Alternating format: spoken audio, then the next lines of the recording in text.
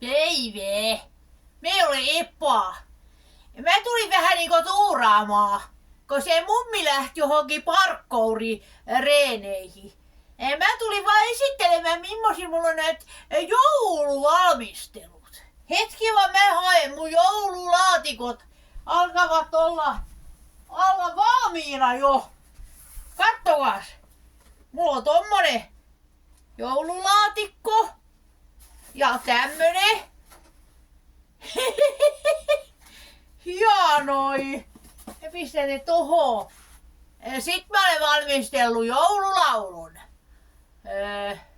Mitäs se nyt menikään? Mummi, laita joulutossut jalkaan ja lähtee parkkoon treeniin. Se on se mummi parkkoon mummi.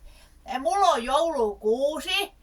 Kylläkin ei ole aito, vaan tekokuusi. Täältä se tulee. Eikö ole hieno? Sitten on hiukan neulaset tippunut viime vuodesta, mutta ei se mitään haittaa. Mie laitan siihen jotain koristeita vielä. Juu, mä vaan tulin sitä varten tähän nyt toivottamaan teille kaikille rauhallista joulukuut ja hyvää joulu ja uuden vuoden ja mitä kaikki. Mä toivotan kaikki hyvää vaan. Ei vaan mulla mitään muuta asiaa olekaan. Joo, täällä näytti olevan kaikki aika reeras jo. Morjens vaan teille kaikille. Hei hei.